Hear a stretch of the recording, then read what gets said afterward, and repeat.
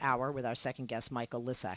Michael is executive director of the Institute for the Study of Coherence and Emergence, president of the American Society for Cybernetics, ISCE professor of meaning and organizations, and visiting fellow at Hull University Business School, and affiliate member of the Center for Philosophy and History of Science at Boston University, my home city. More than a pleasure to have with us President and Professor Michael Lissack. Michael, good afternoon and welcome. Well, welcome. Thank you. I'm sure my titles proceed to almost fill the entire half hour. I'll give it to next time you're on. Right? Make sure it does. I'm not a big app person, much to the dismay of my kids, but and my producers who try and pull me more into the more hipper techno part of the world. But I loved reading about this. I saw that there is an app that could empower the victims of bullying. And it's called the No app, right? The No Correct. app. Am I correct in that? Okay. Yes. First of all, Michael, is this your app? And tell me, if so, how it came about, not just the name, but obviously the reason you feel that this app is needed. And I have two kids, and I see bullying all the time in my profession with adults. I certainly see bullying, at school, not only adults to children, children to children, and adults to adults and each other. So I was very, very interested in this. You got my attention, sir. So tell us about this app. Okay, so it is the Institute's app. So the app is produced by the Institute. We're a not-for-profit educational institute that's been around since 1999. And the reason we built the app is that our research is all focused on how do we go about doing societal change. And bullying is a big societal problem. And the more that parents are working and not at home, et cetera, the more kids are subjected to this. What has been done up until now, until we came along, was programs that were aimed at education or at trying to put power in the hands of bystanders. And the statistics say that doesn't work. So I'm going to give you some really troubling statistics. Okay, before the stats, can you give us some examples before we get numbers of what you just discussed with regard to bullying that doesn't work? Sure. So let's assume that your kid is walking along the street and there's a group of kids that do not like, I don't know, I'm going to give you a boy, Leslie. I don't know whether you have a boy or a girl. I have one of each. Okay, so let's assume there's a group of kids that don't like your boy. And they may taunt him every day on his way to school, etc. What's been done up to now is in the school they have some education programs to explain to kids why they shouldn't bully. And there are apps and programs available to allow a bystander who observes the bullying to report it. But what there hasn't been is really anything for your kid to do. Okay. So what we did is we said, that's crazy. All right. Psychologically, one, your kid will be better off if he or she thinks they have something they can do, and two, it's got to be something that actually might work. Now, that's interesting that you say that, because there are people that feel, obviously, when you're the victim of bullying, you feel to a degree despondent or hopeless, and then not just because you're the subject of this bullying, and, perhaps there could be a humiliation factor if there's others watching, physical factor if there's pain because there's verbal and emotional bullying, but then there's, bullying people, smacking you upside the head, kicking you, knocking you down. But then, of course, there is, if you just completely feel, like at a loss for what to do, to know what to do, or feel that you can do, it adds to that despair. It adds to that hopelessness in that moment, right? Well, yeah, the other thing that happens is, despite a lot of the talk from school departments, et cetera, they're very bad at the he said, she said stuff. And well, I would agree with you. I got to tell you, for the fact that we have actually had kids bully another kid to death, in the sense of kids have been bullying somebody that led to them hanging themselves or jumping off a bridge, as if we've seen in down the George Washington Bridge with a young man who was had videos posted, and he was outed and bullied based on his sexual orientation. We had a young girl in Massachusetts, in the suburbs of Boston, who was simply just bullied because she was a new girl at school and pretty, and the mean girls would not have that, didn't want that, and she ended up taking her own life. And these are just two of many examples. Based on that, I have to say my experience as a mom and my experience talking to other women that have children in other schools throughout this country, the schools don't really seem to be doing a whole heck of a lot about it, despite the incidences of bullying and the ramifications of that nowadays. I mean, there was a time somebody bullied, the big football player bullied the little nerd, and the little nerd became Bill Gates, and everybody thought, oh, karma, justice, whatever. But things have definitely changed, especially with social media. Yes. So what we've done to try to deal with that is the victim has an app on their phone. They can run the app out loud, or they could run the app silently in their pocket. If they run it out loud, what they're showing the bully is a policewoman. And the policewoman is very adamant and says to the person looking at the screen, "You were told no. A video of that no has been recorded and saved. What is it about the word no that you do not understand? No means no." And then when the policeman goes away, there's a stop sign informing the person that a video of them watching this message was just safely uploaded to the cloud. Now, some bullies will react to the fact they're being videoed. Some bullies will react to the fact that this all occurred. Some of them may decide to take the phone. Well, I was going to ask you about that. What if they take the phone, kick it out of your hand, you can't get it, it's in that backpack that they've just ripped off your back, or is under you if they pushed you down? First off, the button alerts the minute you hit the button. So assuming that they didn't... So the button doesn't have to be attached to the phone, it has to be attached to you. No, the button is on the phone. It's just an app. So when you hit the start.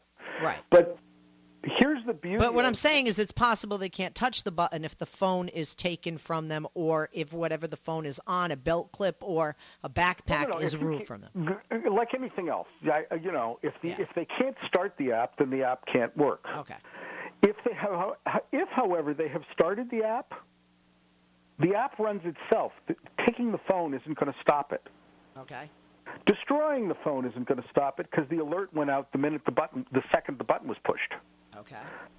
So, but what it will do, this is the part that most people have not realized. When you talk to the police departments, they'll tell you, well, you just crossed a magic line.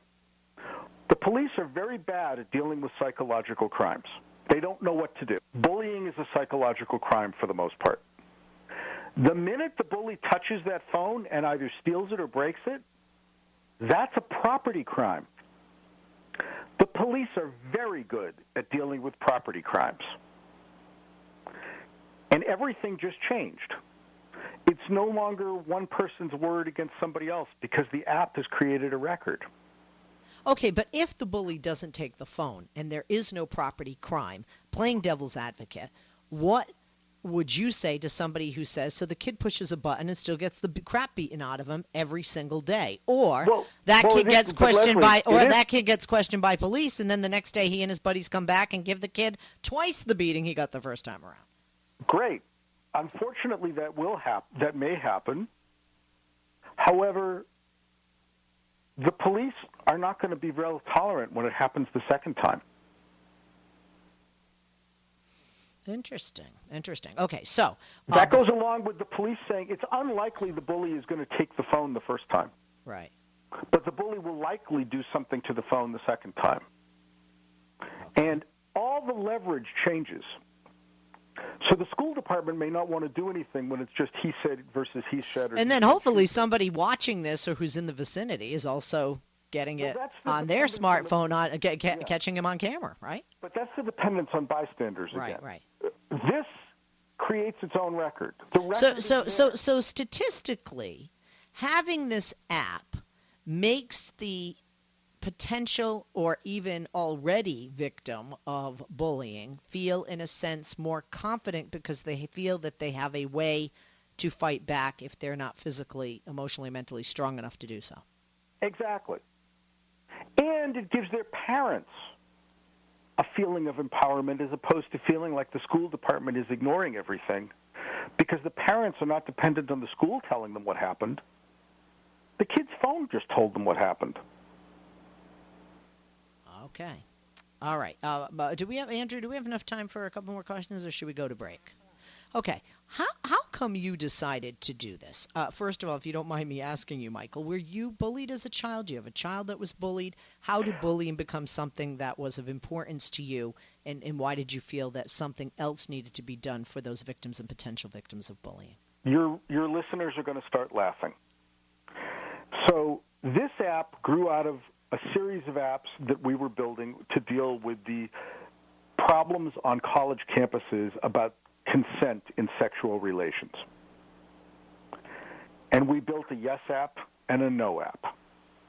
And when I, middle-aged person that I am, started showing the betas of those things to my friends, I was shocked beyond belief, because my friends, when they looked at the no app, said, I want that for my kids.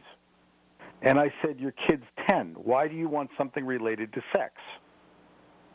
And they said, no, for bullying and perps and strangers. Because when we hear no means no, we do think a woman says no means no, and we think about sex, right. rape, and they date were like, rape. this thing is perfect for my kids getting bullied. So it was actually the friends I grew up with in Marblehead, Mass. I'm from Massachusetts. I know Marblehead, you rich kid. But anyway, go ahead. Well, not as well off as you might like. Anyhow, so it was my friends who basically said, you need to tweak this and have a version for kids. Okay. So that's what we did. Interesting. Okay. Well, we're going to take... Yes, I was bullied as a kid. You were. When we come back, I want to hear about that. I want to hear about if you had the No app, this new app, anti-bullying app, and talk more about the No app that makes a record of whomever is bothering your child, alerts the parents by email and SMS whenever it is activated. We will be back and hear more specifics about the No app. Follow Michael on Twitter at Mike Lissack. That's at MLISSACK. The website is lissack.com, LISSACK.com, Executive Director of the Institute for the Study of Coherence and Emergence. We'll be back. Michael, thank you for holding. Welcome back. So you said that you were bullied as a kid. Can you just give one example, if you don't mind, if it's not hurting too much to go back in time? Well, I was a nerdy, too smart brat. So the reality is the kids that were, shall we say, more normal than I did not like that I got special treatment in classes. So I tended to get harassed on the way to and from school, and this is the old days. We used to walk. I mean, there were no cars and things like that. On the other hand, I had a couple of friends who did teach me how to fight back, and the only way really to deal with the bullies was to find that there was something that they needed that I had. Once you had leverage, it worked wonders. Have you ever met any of the people that bullied you as a child in your adult years? Oh, yes. And? Any story? Oh, I mean, by high school they had apologized. Oh, wow. That's not common. Well, it's a small town, and we all went to school with each other for, 15 or 16 years. And the reality is the smart, nerdy kid ended up being the one that had all the privileges to things that they wanted in high school. And so if they wanted access to the privileges, being my friend was a lot better than trying to drive me crazy. You're very forgiving. My husband's a surgeon, and somebody who beat him up and held a knife to his throat once came to him as a patient. I said, "What did you do?" And he said, I fixed him. I said, "You're crazy." I guess I'm more vindictive than that. This app, your app, the No app, it will make a record of whoever is bothering your child. It doesn't just empower the child. You also talked about the adult. This also alerts the parents both by email and SMS whenever it's activated. So a parent can also know, help mom, somebody's hurting me. Help dad, somebody's hurting me. Or just be aware of this. So there is a confidence not just for the child but for the parent. And I want to add to that, but it also sets up a record. And when you have a record, that's something that police like and need. God forbid there's something much worse later on down the road, correct? Correct. But the other people where the record makes a difference is the school. When there's a record, it's no longer just two people's word. There's now actually some proof. And that can make a big difference. Yeah, no question about that at all. Have you had some response from people who've used the app in bullying situations, like a parent who's reached out to you, emailed you, called you, texted you, tweeted you? We've only been launched for 2 weeks. I've had about 36 school districts reach out to me, but I can't say I've had any parents reach out yet. Well, this is something good. Also, like you said, the record for the schools. So this is something that would be. Do you foresee this someday in the future, and certainly hope someday in the future, Michael, that all schools, public schools, and maybe even private schools, will have these for kids, and if so, that will deter some or a great deal of bullying, in the future? Well, we hope so. I mean, the thing we offer the school district is if they want to get it for everybody at a school or in the school district, we can add one more field so that the school is also notified. Right. And we could private label it so that it's, it's got the school or the school district's name on it. So there are ways that we can help working with the school district or with PTAs and PTOs to make that happen. It just depends on what people want. Your goal has got to be more than just giving kids and parents peace of mind, right? Or no? Our goal is social change. If you can change the context where people think that it's okay to bully, because it isn't okay. And if they can get that through people's heads so that the context is different, change will occur. And that's the stuff I've been doing academic work on for 15 years. And it's quite fun to have a few apps out there that might actually prove some of the stuff I've been writing about. Now, when you make a video record of whoever has bothered your child, or the child has made a video record by pressing that button, the record is only available to law enforcement, school, and child safety officials, and only by subpoena. Is that accurate? That's correct. What we don't want is people making videos of one another and sticking them up on the internet like revenge porn. Right, because that doesn't help bring about that social change. How old would you say is the best age to start a kid with the No App app? Whatever age you're willing to trust him or her with their own phone. Okay. I mean, we're saying 8 to 15 because it's been my experience that around 8 is when parents start giving kids telephones. Not in my house, but yeah. Okay.